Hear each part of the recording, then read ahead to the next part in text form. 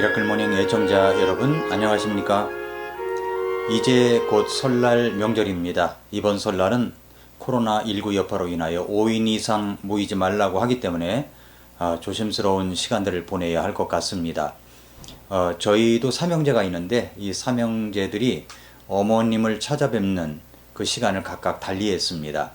저희 부부는 명절 전날 저녁에 내려가서 그 다음날 아침을 먹고 바로 서울로 올라오고, 그 전날 점심 때는 저희 둘째 동생 가정이 어머님을 찾아뵙고, 그 다음날 점심 때는 저희 셋째 동생네 가정이 어머님을 찾아뵙고, 이렇게 조를 짜서 찾아뵙니다.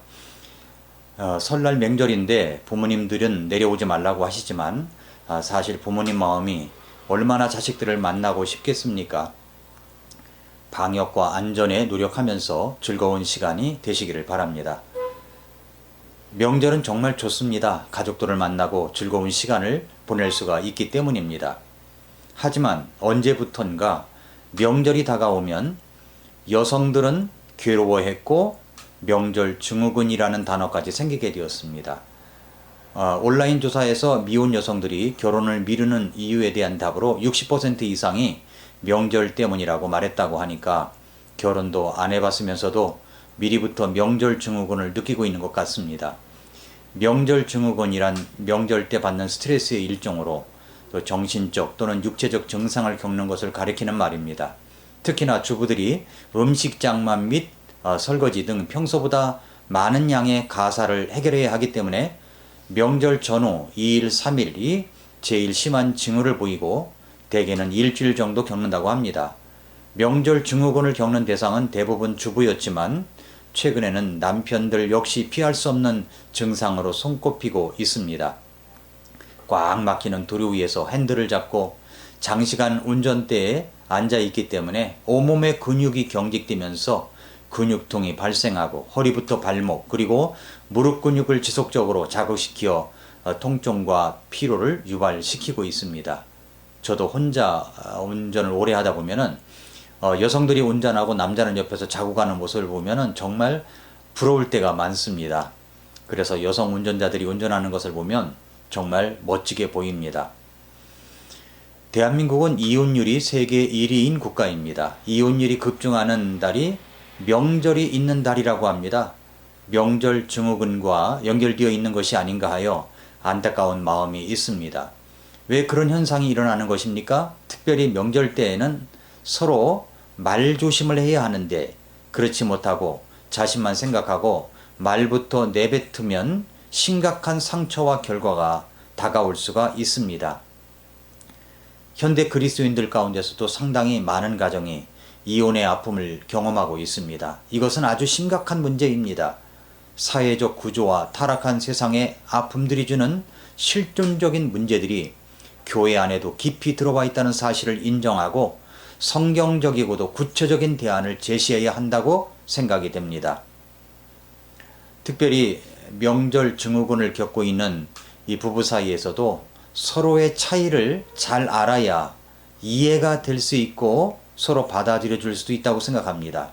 그것을 모르고 상대방도 나 같으려니 생각하면 수많은 오해가 쌓여서 극단적인 말과 상처를 주고 또 파국으로 치달을 수가 있는 것입니다.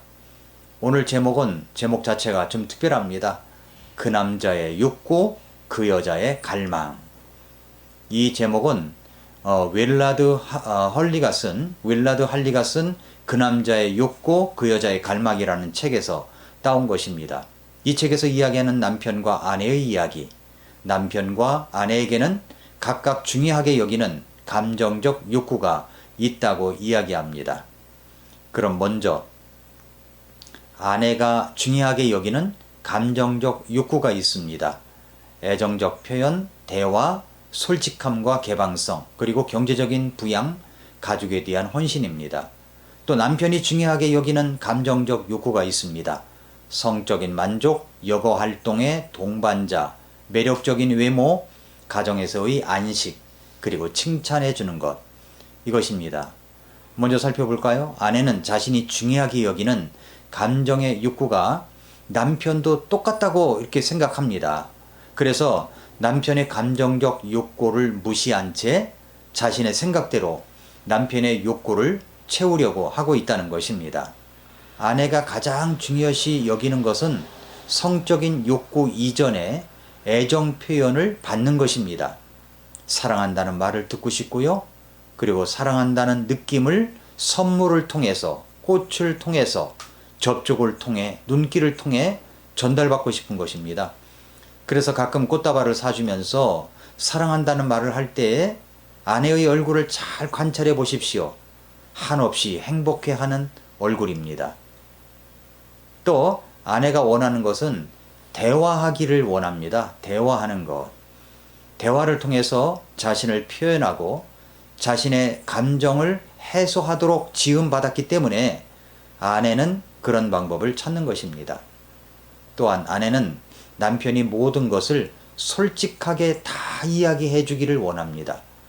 조금이라도 말하기를 주저하면 견디지 못해야 합니다. 그뿐만 아니라 가족이 편안히 거할 수 있는, 안정적으로 부양할 수 있는 경제적인 것을 원합니다.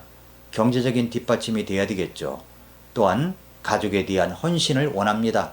아이들과 놀아주는 것, 아이들의 생일, 운동 경기, 음악회, 졸업식 등을 잘 챙겨주기를 원하고 있습니다. 이것이 이제 아내들이 원하는 겁니다. 그러나 남편이 가장 중요하게 여기는 욕구는 아내와 다르다는 것을 우리가 기억해야 됩니다. 아내 여러분 잘 들어보십시오. 남편이 가장 중요하게 여기는 것, 첫 번째가 뭐냐면 남편이 가장 중요하게 여기는 욕구는 성적인 만족입니다. 왜 그러냐고요? 남자는 그렇게 만들어졌습니다. 남자는 시각적으로 만들어졌습니다. 대부분의 남자들은 이것을 굉장히 중요하게 생각합니다. 또한 남편들은 대화를 하는 것보다 아내가 자기와 함께 여가 활동 시간에 놀아줄 수 있기를 원합니다. 그뿐만 아니라 아내가 매력적인 외모를 가꾸어 주길 원합니다. 아주 성숙하고 고상한 남편들 외에는 대부분 아내가 매력적인 외모를 가꾸는 것을 고마워합니다. 아니, 고상한 남편들도 아내가 자신을 성실하게 가꾸어 주는 것에 대해서 고마워합니다. 아담이 하와를 만났을 때 그가 경탄했던 것은 무엇 때문이었습니까?